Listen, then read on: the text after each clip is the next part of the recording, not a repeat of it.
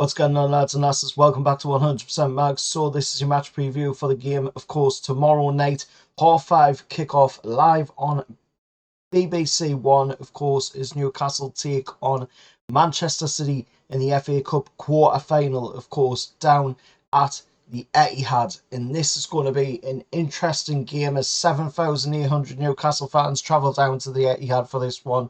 This gives us a chance to book our place in Wembley if we can make it into the semi-finals, as of course in the semi-final of the FA Cup you do get a play at Wembley. So another chance for us crazy Geordies to head down to Wembley and take over London again, just like we did in the League Cup final last season. Like I say, it's going to be a 5:30 kickoff for this one. 7,800 Newcastle fans travelling down. And of course, it's going to be an interesting game as a consequence of progress to this round. Of course, tomorrow we would have been playing Crystal Palace in the Premier League, so that game has been postponed, obviously, and we are now taking on Manchester City in the quarterfinals of the FA Cup.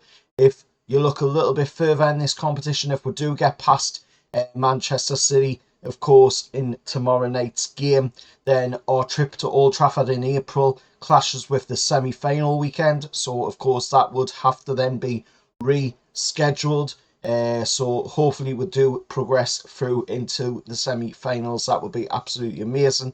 But there's no provisions in charge at all for a replay. It's got to be decided on the night. So, it's got to be decided in either 30 minutes of extra time or the dreaded penalty shootouts. Hopefully it's decided before then. Hopefully Newcastle United can come away from this one with a win and progress through to the semi-finals of the FA Cup. And of course, looking at the Manchester City team coming into this, Jack Grealish, Ederson are both missing due to injury, with Kevin De Bruyne also now set to be absent for this game as well, due to a groin strain that saw him omitted from the latest Belgium national team selection.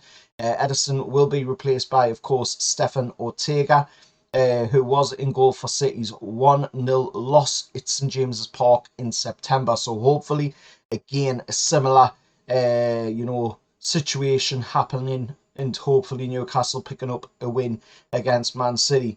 Looking at our team news going into the game, in addition to Callum Wilson, Nicky Pope, Joe Linton and Sandro Tonali, Newcastle now set to be without Harvey Barnes and Kieran Trippier. Harvey Barnes, of course, picked up a slight little niggle on his hamstring, but hopefully will be back pretty soon. Kieran Trippier, of course, picked up a little knock as well, so hopefully he will be back soon as well.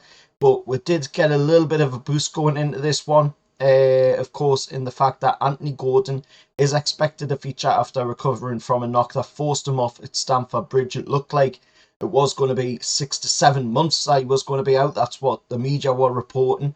But thankfully, that isn't the case. He has been called up to the England squad as well for the first time. So congratulations to Flash on that one. The lad fully deserves it. He's put in a fantastic shift since moving to Newcastle United from Everton. And of course, he deserves his place in the England squad, which looked like he wasn't going to get it with that injury problem that was being reported. But it is, no longer the case. He's been called up to the England squad for the first time, and he will hopefully feature in the game tomorrow night down at the Etihad against Manchester City. The ref for this game will be none other than Simon Hooper, second tune posting of the season for the Wiltshire Whistler, just around the Manchester area, following a 4-1 Premier League home victory over, of course, Chelsea. On VAR will be Thomas Bramall, of course, as well. And looking at the stats of course, the two sides, we've both played, obviously, this season already. Newcastle were beaten 1-0 at the Etihad last August, and of course we were beaten 3-2 at St James's as well in the Premier League. However, we did get the better of Pep Guardiola's side at St James's Park in September, winning 1-0 in the League Cup, which then seen we, of course, take on Man United in the next round, and then of course Chelsea in the round after that. Newcastle unbeaten in cup competitions at the Etihad. Our sole visit, a 2-0 victory in the League Cup back in, of course, October of 2014. Less thrillingly, however, we've lost 17 of our 19 Premier League visits, drawing the other 2 since DeAndre Yedlin netted in 2018. We've endured 510 scoreless minutes at the Etihad. Hopefully that isn't the case for this one. Hopefully, it's a little bit more closer to the Carabao Cup game, of course, in September, where we won 1-0. City's FA Cup home form doesn't bode well for, however, as well, as they have won all 12 ties since losing 2-0 to one of our rivals, Middlesbrough, in 2015. Those dozen victories have seen a total of 52 goals scored and conceding, of course, 5. This is Newcastle's 5th successive away draw in this competition since losing to Cambridge, of course, at St James's Park back in January of 2022. Our most recent quarter-final tie came against City in June of 2020. Visitors, of course, winning 2-0 at St James's behind closed doors due to the pandemic.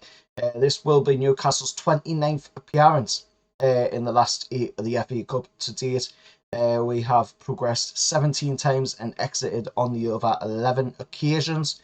The last Magpie to score in a quarter-final for Newcastle United was Patrick Kluivert against Spurs at St James's back in March of 2005. The 1-0 success, our most recent one at this stage.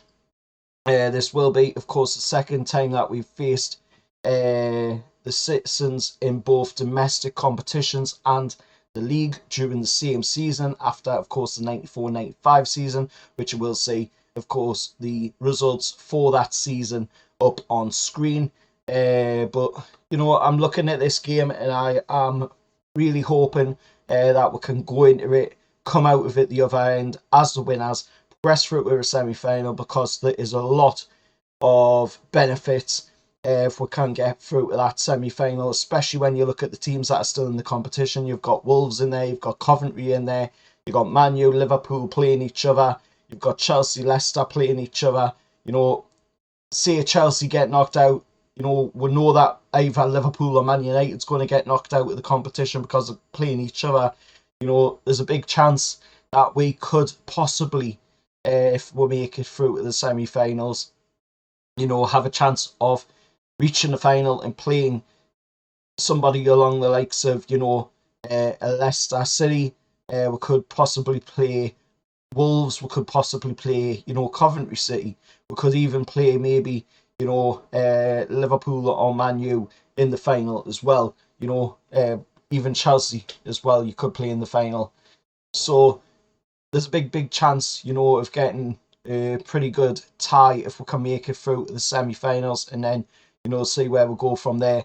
But I am confident going into this one, especially with the news that Kevin De Bruyne will be absent for this game. Edison as well not being able to play.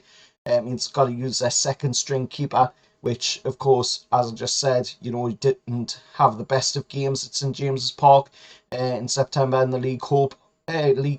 Hopefully, of course, that is a similar thing again this time around. But let us know your thoughts, down in the comments below. Let us know what you guys are thinking going into the game. What's the score predictions going into the game as well. If I had to pick a score prediction for this one, I'll go with a safe 1-0 win in Newcastle United. Get the job done. Let's see out the result and get into the next round of the FA Cup, into that semi-finals, and a chance to once again visit Wembley and take over London. Let us know your thoughts down in the comments below, and as always, remember to hit like, share, subscribe to the channel, and I'll see you all next time. Over the lads.